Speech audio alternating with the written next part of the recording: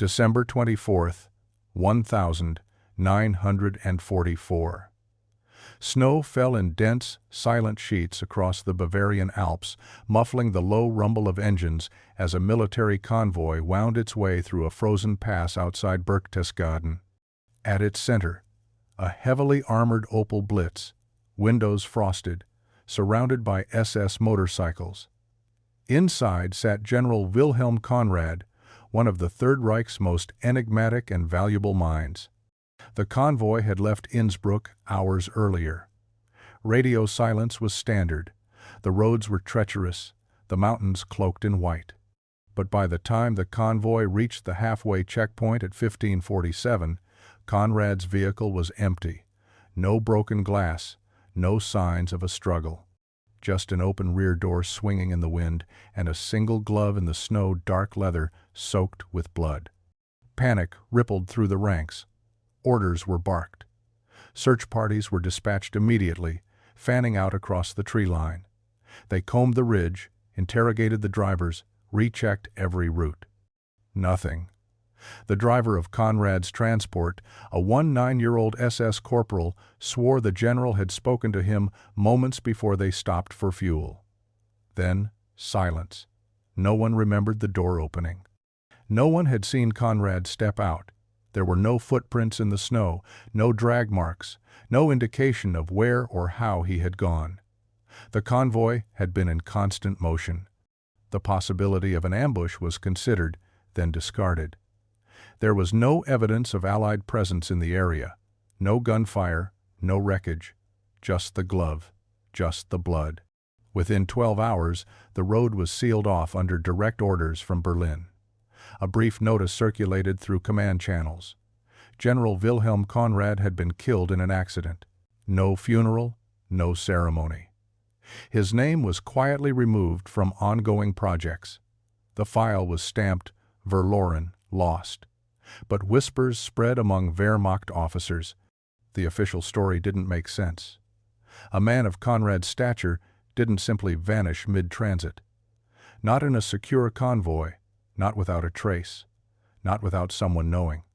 Over the next months, his name was scrubbed from documents, his blueprints reassigned, his personal effects collected and stored at an unknown location.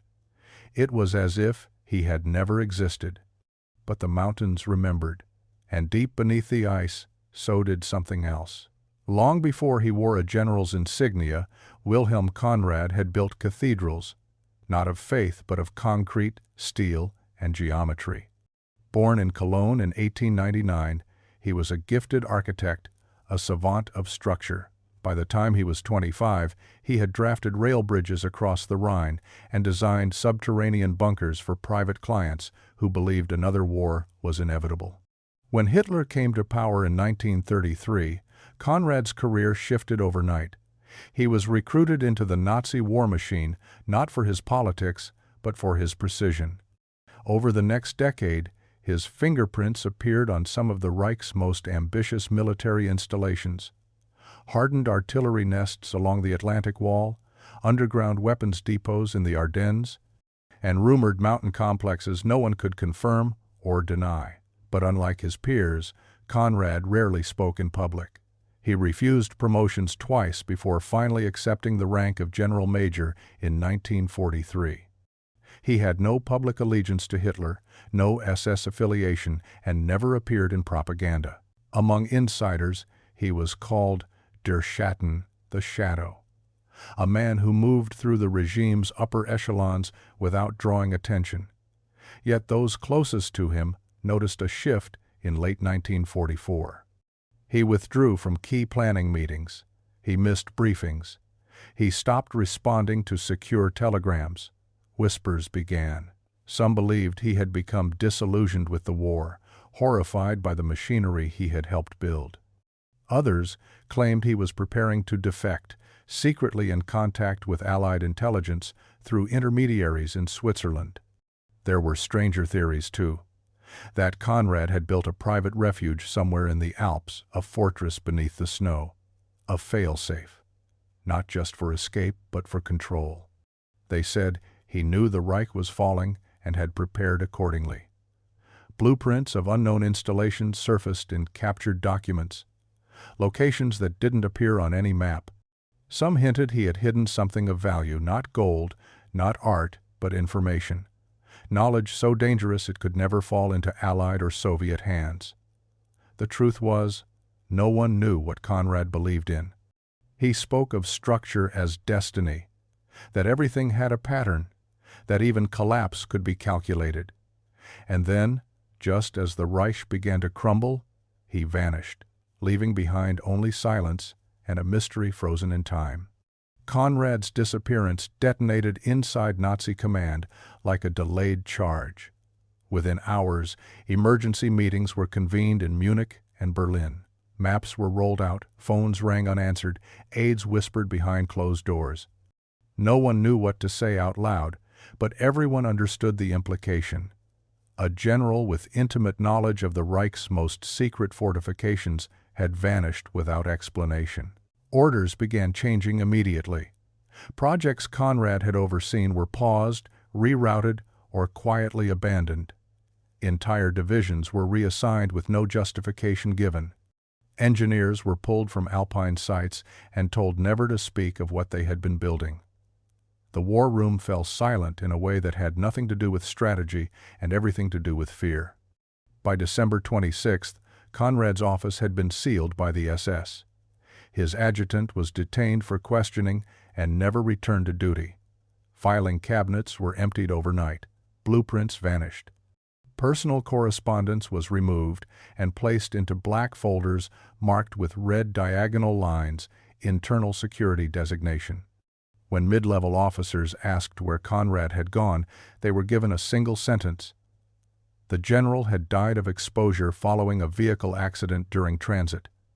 No coordinates, no witnesses, no remains. The report claimed he had wandered from the road during a blizzard and succumbed to the cold. But the explanation raised more questions than it answered. The convoy route ran through controlled terrain, close to heated lodges and staffed checkpoints.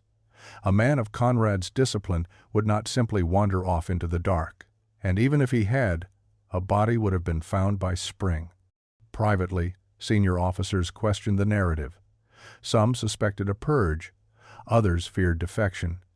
A few believed something worse, that Conrad had acted alone, executing a contingency no one else had been cleared to know about. By early January, his name was no longer spoken in briefings. Requests for clarification were denied. Even the Gestapo stopped asking questions. In a regime obsessed with control, the sudden willingness to let a mystery stand was telling. Whatever had happened to Wilhelm Conrad, the Reich did not want it investigated. Not now, not ever. The war room remained operational, but something essential had been removed. A mind, a plan, a silence that suggested not ignorance, but deliberate erasure. After the war ended and uniforms disappeared from the passes, the mountains began to speak. In villages scattered across the Austrian Alps, stories circulated quietly at first, shared over wood stoves and late-night drinks. Old men talked about convoys that climbed too high and never came back down. Shepherds remembered explosives echoing through valleys long after midnight. Children were warned not to stray near certain ridges where the snow melted too fast, even in deep winter. They said the earth was hollow there, that something had been built inside the mountain and sealed shut. In the 1,950 seconds, hikers reported strange sounds while crossing isolated routes, rhythmic, metallic clanging that seemed to come from beneath their boots. When they stopped, the noise stopped. When they moved again, it followed. In the 1,970 seconds, a pair of climbers seeking shelter during a storm stumbled across a rock face that radiated heat, warm enough to steam the snow. They dismissed it as a geological anomaly. Locals did not. They called it the breathing wall. Others spoke of vents hidden beneath scree fields, releasing warm air that smelled faintly of oil and rust. Compasses malfunctioned nearby. Radios filled with static. Most dismissed the stories as folklore. Post-war Europe was full of ghosts, but the rumors never fully died. In the 1,990 seconds, a geologist mapping permafrost zones noted irregular melt patterns in a restricted alpine basin, patterns inconsistent with known fault lines. His report was archived and forgotten. Hikers continued to hear echoes where none should exist. Occasional equipment vanished. Once, a survey marker placed on a ridge was found days later, half a mile downslope, twisted as if wrenched from below. The mountains kept their secrets well. But beneath the snow and stone, something waited. Something built with intention. Something sealed in haste. And slowly, over decades, the silence began to fail. Berlin, January 1945. The Reich was fracturing. Soviet forces pushed in from the east. Allied bombers lit the night sky over the Rhineland, and inside the walls of the Wolf's Lair, panic was disguised as protocol. But Conrad's disappearance hit different. This wasn't a battlefield loss. This was a man who had been central to Hitler's Alpine defenses, a ghostwriter of strategy maps that no longer matched any terrain. The silence from his office became a void. Files vanished overnight. His assistants reassigned, interrogated, and in one case, quietly executed. In less than a week, his name was scrubbed from project manifests, access orders, and blueprints. A redacted field report labeled him Verstorben durch Erfrierung, deceased by exposure. But no body was recovered, no crash site identified. The coordinates given placed the accident nearly 70 kilometers east of where the convoy had last reported. No explanation offered, none allowed. Within SS headquarters, internal memos were flagged Stufe 3, eyes only. The Führer himself was said to have flown into a rage when informed. Conrad's files were locked inside a black dossier and handed to Himmler, never to be seen again. Hitler believed in loyalty through fear, but Conrad had served with silence. No salute, no applause. Just results. And now, one of the Reich's sharpest minds had gone dark. Some believed he had been silenced, executed for treason before reaching Berchtesgaden. Others believed he had run. But run where? And why leave behind no message, no leverage, no ransom demand? The war room that once pulsed with his voice was suddenly still, his desk left untouched, his chair empty. And in the space where strategy once flowed like clockwork, there was now only an ache. Orders became disorganized, projects stalled, and something unspoken passed between the officers who remained. Conrad hadn't just vanished. He had taken something with him, something the Reich couldn't afford to lose. After the war, the borders changed, but the mountains did not. The snow still fell hard in winter, and the rock still kept its secrets. In the villages scattered across the Austrian Alps, stories persisted, passed down like warnings. They spoke of strange machines being hauled up mule paths in 1943, of tunnels being dug where no roads led. Shepherds remembered hearing dynamite in the dead of night. Hunters told tales of warm air rising from ice vents even in mid-January. By the 1,960 seconds, these accounts were considered little more than folklore. But the details, the specific locations, the patterns of snowfall melting in unnatural shapes lingered. Hikers began reporting anomalies. A rhythmic clanking sound beneath glacier shelves. The feeling of vibrations through the soles of their boots near certain cliff faces. In one case, a mountaineer claimed to have found a rusted steel beam protruding from a rock slide near Obersalzberg, stamped with a swastika and half buried by decades of snowfall. Authorities investigated. They found nothing, or claimed they didn't.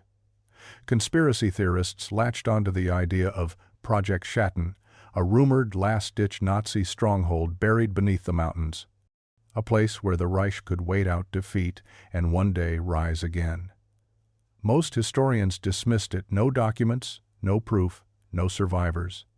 But those who spent time in the high passes noticed something else. In certain narrow ravines, frost came late. Ice cracked in straight lines, as if laid over metal. In the quietest valleys, the wind didn't whistle. It echoed. And in the dead of winter, when the snow should be still, there were reports of distant machinery, of something massive humming far beneath the earth, as if the mountain itself was breathing. It surfaced by accident.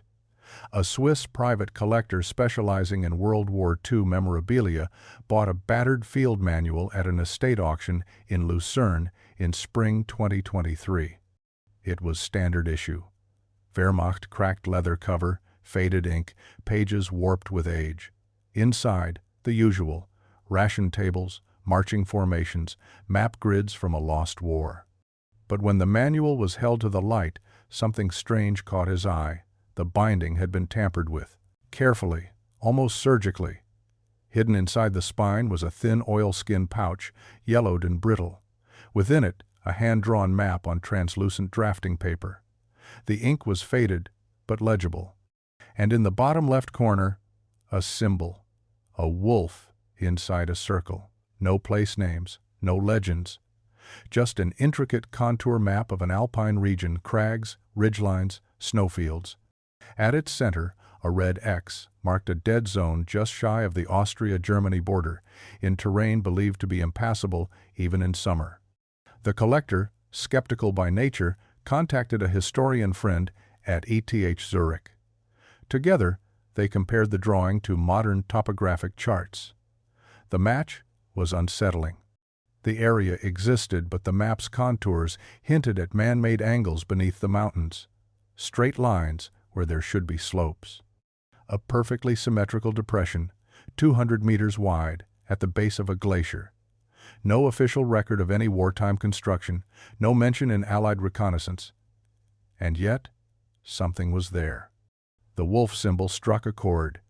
It was Conrad's, scrawled in the margins of blueprints, etched onto the backs of correspondence. A private mark, not military personal. And if this map was real, then so was everything else. The rumors, the disappearances, the sealed files. By summer, a quiet team had been assembled: archaeologists, glaciologists, military historians, and one former intelligence officer with a keen interest in unresolved Cold War anomalies. Their destination, the map's X, a glacial shelf near the Ober-Salzberg Ridge, long thought to be unstable, impassable, and unworthy of attention. Until now. They reached the site in July 2024. Weather was clear. The glacier had receded more than expected. What was once a sheer, ice-crusted slope had softened into exposed stone and packed snow. The team pitched camp at 9,200 feet, just above a crevasse marked on the old map. The ice there was different, thinner, layered with ash. Ground-penetrating radar revealed anomalies below. Shapes, unnatural and consistent. Echoes of chambers where there should be solid rock. By day 3, they found it. A rectangular distortion beneath 20 feet of compacted ice. At first it looked like a cave-in, but as they melted and chipped their way deeper, outlines emerged: riveted steel, covered in oxidized camouflage netting that had frozen in place like a shroud. A camouflaged hatch, perfectly square, reinforced. The kind used in fortified bunkers, except this one was invisible from above. Beneath layers of sediment and glacial debris was a recessed entry with rusted locking arms and a faded insignia. The Reichsstadler, the imperial eagle, flanked by a symbol no one expected to see: the wolf in a circle. Conrad's mark. They cleared the hatch. The mechanism resisted, but eventually yielded. Inside was a vertical shaft descending into darkness. No stairs. Just a rusted ladder bolted to one side and a hollow silence that stretched beyond the beam of their lights. Air moved, not stale, preserved. Below, the temperature was stable, still, not natural. They descended. 30 feet down, they reached the door, steel, 3 inches thick, sealed with a wheel lock, and stenciled with white Gothic lettering: Schattencam, shadow chamber. They had found it, hidden for 80 years beneath the ice, untouched by time or war. And whatever waited behind that door wasn't just history. It was Conrad's last breath, sealed in iron and frost, waiting to be exhaled. The steel door groaned open with a sound like the exhale of a sleeping beast. Inside, the air was dry, metallic, faintly antiseptic. A concrete stairwell spiraled downward into darkness, the walls lined with faded maps, sealed behind fogged plexiglass. The team descended in silence, boots echoing. What they found beneath the glacier wasn't a ruin, it was a tomb, perfectly preserved by cold and silence. The corridor opened into a command post unlike anything they'd ever seen. Bunks lined the far wall, still made with coarse wool blankets. Shelves of canned goods, paper-wrapped rations, and brittle loaves of dark bread sat undisturbed. A rusted percolator rested on a burner stove. Near it, a full crate of cigarettes, unsmoked, untraded, untouched. At the center of the room stood a communications table covered in analog equipment. Rotary dials, encoded field radios, a stack of ciphered documents marked Nur für den General. Typewritten orders, many still legible, bore Conrad's signature. Intelligence assessments, enemy projections, but none dated past December 1944. The walls were reinforced steel, not for defense, for secrecy. There were no windows, no antenna. This place hadn't been meant to launch operations. It had been built to vanish. Deeper in, past what looked like a mechanical room and a munitions store, was the final chamber. A study. The walls lined with books in German, Latin, French. A globe sat overturned in the corner. At the center, beneath a single, rusted light fixture, was a chair, and in it, a figure. Dressed in a moth-eaten Wehrmacht officer's coat, double-breasted, buttons dulled by time. The fabric clung to bone. Skeletal fingers rested on a wooden armrest. One hand held nothing. The other, loosely curled around the grip of a Luger pistol resting on the floor, his iron cross still pinned to his chest. Dog tags dangling from a frayed leather cord around the neck vertebrae. Nearby, a desk, a journal, a broken fountain pen. No signs of violence, no sign of struggle, just stillness. The skeletal remains of General Wilhelm Conrad had been waiting in that chair for 80 years. Not hidden, not buried, preserved, chosen. The team froze. No one spoke. The implications were immediate and staggering. He hadn't vanished into history. He had walked into it willingly. And here, in this silent war room beneath the earth, his final decision still lingered, unspoken, unspent. The journal was brittle. The ink had faded, but not enough to erase the words. Its leather cover bore the same wolf circle insignia. Inside, the handwriting was precise, surgical. The first entry dated December 21st, 1944. The last, December 28th, only 8 days. 8 days of solitude, recorded with the clarity of a man certain that no one would ever read his words. The entries revealed what the Reich never did. Conrad hadn't been kidnapped, executed, or assassinated. He had disappeared on purpose. His final act was not cowardice, it was rebellion. In those pages, Conrad outlined a plan to betray the Reich from within. He had come to believe the war was unwinnable not strategically, but morally. His journal didn't wax philosophical. It was cold, analytical. He called Hitler's leadership delusional, his inner circle rotted by myth. Conrad had intended to use his influence, his access to fortifications and logistical data to stage a coordinated power shift. Not a coup in the open, a silent one, a handing over of keys to the Allies in exchange for leniency, a tactical surrender framed as collapse. He had contacts in Switzerland, a British intermediary, signals ready. What he didn't anticipate was betrayal. The journal names the traitor Oberst Anton Voss, a longtime associate, a man who had been by Conrad's side for over a decade. Voss had discovered the plan and informed the SS. Conrad fled the convoy en route to Berchtesgaden, using a pre-staged escape route designed for desertion. He made it to the bunker by Christmas Eve. No one followed, at least, not at first. The final entries grow more erratic. He writes of movement outside, of snow shifting unnaturally. He feared they had found him, or that they never would. An avalanche may have sealed the upper shaft, or perhaps he had sealed it himself. His last words, dated December 28th, are chilling in their resignation. I gambled, not for glory, for peace. And peace, I see now, has no use for men like me. No goodbye, no confession, just a date, a signature, and a final line underlined twice. Better to be forgotten than to be remembered for the wrong side of history. He died there, alone, not in combat, not in glory, but in silence, with the war still raging above and his choice buried below. The news broke quietly at first. A leaked photograph, a grainy image of the Wolf insignia journal beside a skeletal figure in uniform. Then came the headlines: Lost Nazi General Found in Hidden Bunker, Conrad's Final Stand. But behind the media frenzy, something colder stirred. German military historians moved swiftly. Requests were made, then retracted.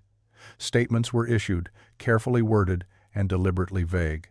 The government declined to comment beyond acknowledging the historical significance. But in closed circles, shock turned to unease. Conrad's journal didn't just chronicle a man's final days, it held coordinates, dozens of them, sketched maps, references to operations that had never appeared in wartime archives. One entry mentioned Heilig Pfad, or the Holy Path, an internal codename historians had never encountered now, believed to refer to a tunnel network beneath Tyrol. Another described cache sites labeled only with initials and dates, locations aligned uncannily with known disappearances of art transports and gold trains in 1945. It wasn't proof, but it was more than rumor. More chilling were the names. Scrawled in a back page, a list of individuals, some high-ranking SS officers presumed dead, others unknown to history. One, Wilhelm Stadler, had resurfaced under a false identity in Argentina in the 1,950 seconds. Another, Dieter Menz, was linked to post-war intelligence operations in Eastern Europe. The implications unsettled even seasoned researchers. If Conrad had been in contact with Allied intermediaries, what had he promised? And how much had been buried literally and politically after his disappearance? Intelligence agencies, both European and American, began quietly reviewing Cold War-era files. Some of Conrad's language mirrored post-war architectural layouts used in CIA black sites. A coincidence? Or something darker? The debate fractured the historical community. Was Conrad a traitor to the Reich, or a failed hero, a patriot turned realist, a monster with a conscience? The bunker was sealed again, temporarily, pending further investigation. But no one could deny it now. The war hadn't ended cleanly. It had bled into the ice, into tunnels and paper trails, and into the brittle pages of a journal that was never meant to be read. Conrad's secrets were no longer buried. They were loose, and no one knew where they might lead. The story of Wilhelm Conrad was never meant to be told. For decades, he was a ghost, a footnote erased from war records, dismissed as another casualty of chaos. But his bones told a different story. And his bunker, carved in silence beneath glacial stone, became a monument not to victory or defeat, but to complexity. Here was a man who built fortresses but tried to dismantle the machine that used them. A general who vanished not out of cowardice but calculation. His silence had weight, and now it had a voice. Historians debated his intentions. Did Conrad truly hope to stop the war? Or was his coup a veiled grab for power? Did he die waiting for salvation? Or did he choose exile to avoid facing what he had helped build? Even his final journal entry remained a riddle. Better to be forgotten than to be remembered for the wrong side of history. Was that guilt? Irony? Defiance? No answers came. Only questions layered like the ice that had kept him hidden. The site was declared a restricted zone by the Austrian government. The entrance reinforced, access barred to the public. But even behind sealed steel, the story spread. Documentaries followed, academic papers, late-night conspiracies. Tourists began trekking to the nearest ridge, pointing toward the glacier and whispering about the bunker below. The cold had preserved everything: his uniform, his pen, his betrayal.